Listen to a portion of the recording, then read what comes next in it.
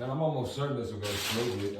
It's like 2:14 in the morning. I'm painting a house, but I had to stop, and I didn't have a whiteboard, obviously, to tell you, man, about how the subconscious mind works, and specifically with the conscious mind to give us an experience of ourself. You might need to look at that. Kind of looks like an alien, I know, but it's a complicated thing that takes place. And obviously it goes A, B, C. And what we're looking at here really is how it goes B, C, A. Why does it go B, C, A? Why does it not go A, B, C if it's A, B, C? And so, all right, so A right here is a conscious experience we have, an objective experience that we have with our conscious mind.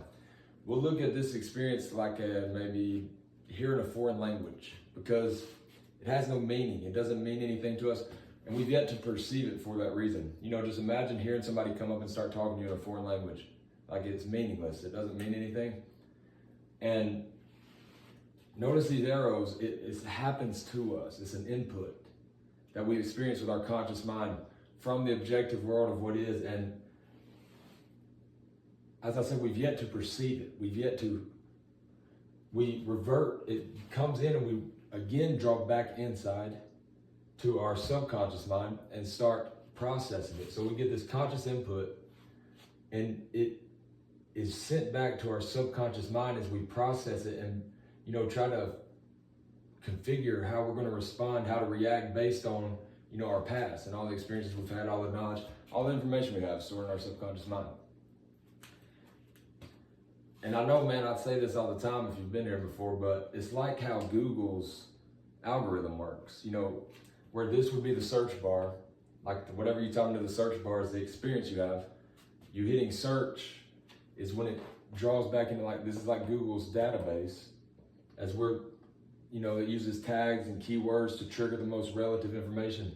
Same thing, we get triggers based on our past and stuff to the most relative, information that we have. And then the output, as Google search results would be, is that's where the difference is really in humans and computers. But this output is our perception.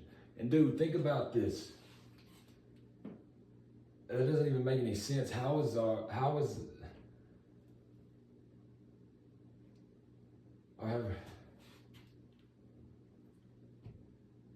experience an output? What is it an output of? This input, our perception of the world around us depends more heavily on our subconscious mind's interpretation of it than it does on the experience we're having. What we see, we don't perceive this. We don't perceive this. This is what we first see and perceive, witness. This depends more heavily on what's in here than it does on what's out here. How is it that our experience of this world is an output? What is it an output of? It is ourself. It is a direct output of ourself as what we mean, how we feel. The difference, if you look at C of A, you know how to do that type of stuff? Like C of A, what is the difference between, because this came from this right here. So I mean, like, it could kind of be like this or whatever. What is the difference in between maybe what me and you see right here, but also what is the difference between this and what you're witnessing is a descriptor of exactly yourself, exactly what you mean and how you feel and where you've been. And it's like, it's why, it's your why. If you ever ask why you do these things, why this, why that, this is your answer to why. And this right here is what you're seeing right now. It's what you mean. It's not what is. We get so lost in the idea that this is what we're seeing. Or that this is what everybody's seeing. This thing that you're seeing right now, you're the only person seeing it, dude. And it's yourself. And once you realize that and establish, this is a subjective experience. of the objective world around us. We have this subjective experience of it. If we don't realize that, we are subject to that experience, meaning, we'll wind up thinking this is the world that everybody lives in. To establish objectivity or awareness to the fact that what we're experiencing is our world inside of a greater world, inside of which we each have our own world or experience, you realize you can start kind of studying yourself.